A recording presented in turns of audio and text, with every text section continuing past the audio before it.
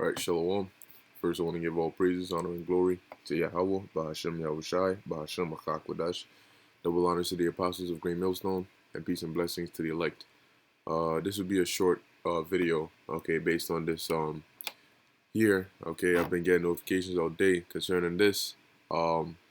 U.S. oil prices crash below $0 a barrel. Global stocks are mixed. Okay, and with this, they're saying that it's so low that they're actually certain companies are paying customers to take the oil off their hands because the demand for the oil has now dropped because of the coronavirus pandemic. So the supply is there. That's why OPEC had to come to that agreement to cut the supply, but it's still too much oil and it's not going out because the demand is low. So now they're doing anything in their power to sell it, to let it go out. But this is gonna in turn reverse. Okay, it's gonna reverse because if you have too much oil and the demand for oil is low, and you start getting rid of all this oil by whatever means necessary, and then you cut the oil supply, when the time comes when the demand skyrockets through the roof, okay, that price for oil is going to be super high because now your supply has gone so low because it was trying to match the demand, all right, of a pandemic. In the pandemic, not too many things are moving, you know. So oil isn't really in use like it would be in a running world economy. Okay, so if the demand is low, then they got to bring the supply low as well to match it. But when you bring the supply low and then the demand skyrockets, now you have a lot of people chasing a small amount of thing, or a low amount of that good. So the price is gonna go up, the value is gonna increase. All right, and this place will see hyperinflation. So let me read this. It says U.S. oil prices crashed Monday to a record low as the market continues. Now, just because you hear stock market, you hear crash, you hear this. It's not always, what I'm saying, it doesn't always mean what you might instinctively think it means. You see something crash, what, where? Oh, crash, what, what? But it's more than that. Okay, so you gotta actually, and we're not economists. What I'm saying, we're not economic experts, but you read into things here and there, find out how certain things work. You know, so that when the stock market acts a certain way, or certain things are happening within the chain, you understand how that's affecting the globe overall. You know, so it says U.S. oil prices crashed Monday to a record low as the markets continue to be roiled by an epic collapse in demand caused by the coronavirus pandemic. Yeah, because everybody now has to stay at home. The docks are empty. Okay, so a lot of things are limited. These truckers, when they start getting sick, there's less truckers. You know, so truckers use oil. Okay, and you use oil for many other things, different factories, so on and so forth. But a lot of them are shutting down too. So it says global stocks are mixed as investors brace for more companies to reveal how much the crisis is costing them.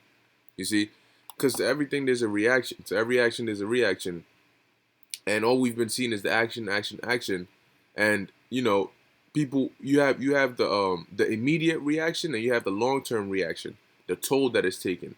You know, so you have the reaction of the stock market going up, coming down based on what people are hearing immediately, but then you also have the ultimate toll that it takes on the global economy over time.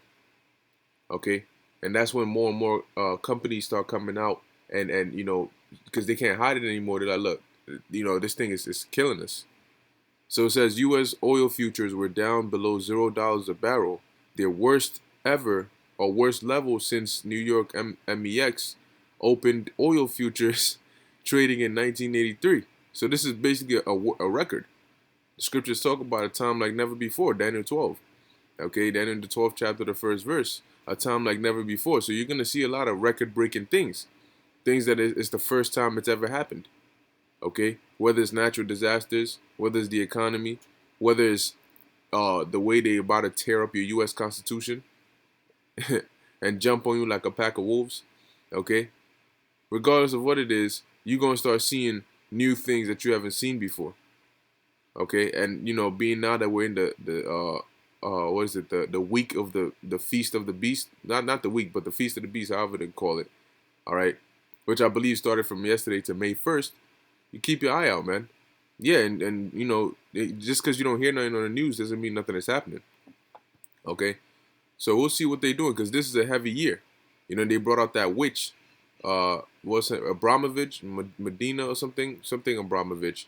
All right, they brought her out, so you already know they about to get busy with that that high, those high seances, man. And they brought her out before this whole Feast of the Beast thing.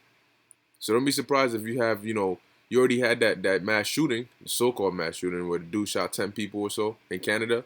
Okay, so hey, we'll see what happens, man. It says Monday's plunge comes after prices hit an 18-year low last week as markets realized that record output cuts agreed by OPEC, Russia, and other producers aren't nearly enough to offset the loss in demand. And hey, um that deal they came to, man, it wasn't a quick deal, okay? Because I remember for a minute they were going back and forth about it. It says it hasn't taken long for the market to recognize that the OPEC Plus deal will not, in its present form, be enough to balance oil markets, wrote Stefan Innes, chief global market strategist at Axicorp, in a research note.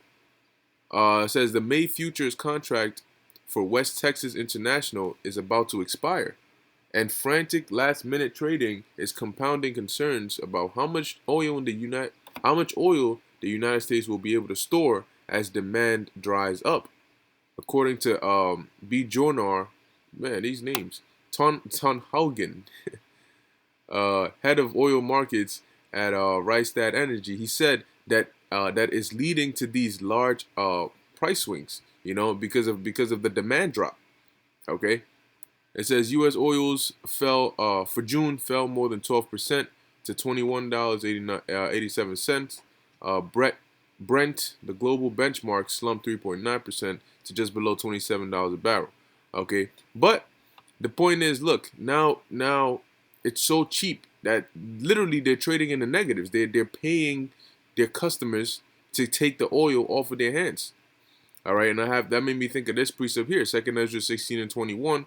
Behold, victuals shall be so good cheap upon the earth. Now, though victuals is talking about food, meat, all that, it can still be applied to this oil, because it's oil is technically a consumer good. Okay, and it shall be so good cheap upon the earth that they shall think themselves to be in good case. Okay, and even then shall evils grow upon the earth, sword, famine, and great confusion. Okay, and guess what, man? While all these things are happening, your government is trying to giving you stimulus checks, you know, signing all these different relief programs and relief forms. Look, there's always a catch. There's always a catch. All right, Esau ain't never gonna do nothing for you for free, man. When you look at back during the time of slavery, chattel slavery, hardcore slavery, you see the way they treated you when they had the ability to, and you think that hatred just disappeared out of nowhere, and all of a sudden they love you so much that they wanna assign different relief programs for you. It's not about you. They don't care about you. Okay, they're setting you up. Just like you fatten up a chicken, or a cow, so you can have a great meal. That's what happens. So they're trying to fatten you up, make you bring your guard down. Okay. Hey, as the scriptures say, I'm gonna actually jump up. 2 Ezra 16 and 18, the beginning of sorrows and great mournings. And that's where we're at. We're at the beginning of sorrows and great mournings. So, you have people that get it twisted and they think this is it. This is like, as in, it's over. We've passed, the worst part is past. And that's why the scriptures say, when they shall say peace and safety, then sudden destruction cometh upon them. See, you thought the calm of the storm was the storm ending. So you don't run out your house, and then boom, you get caught up in that storm. That's what's about to happen. All right, you got these people protesting and all this now, which is going to get bad, very bad, okay? And all it takes is a little bit of violence to cause a lot of violence. All right, because people believe in responding to violence with violence, especially when it comes to protests like these. It says the beginning of famine and great death. Okay, you will have famine, and famine causes, yes, famine causes slow, painful, agonizing death, and you can't escape famine, man. There's only one way to get out of famine is to eat. Okay, and when there's no food for you to eat, you can't escape that. It doesn't matter how much money you have. It doesn't matter how many guns you have. You can't eat your gun. All right. So it says, what shall I do?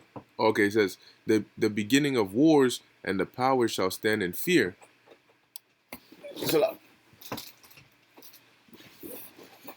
The power shall stand in fear, the beginning of evils. What shall I do when these evils shall come? Okay, so even Ezra, who was a priest, okay, he had enough sense to see that, look, the times we're coming into is not going to be good times. It's not going to be sweet, beautiful times. So he was scared, and that shows you that he had some knowledge. He had some sense up in there. Okay, because yes, you should be scared, especially for a lot of you people. You're in the wrong predicament. All right.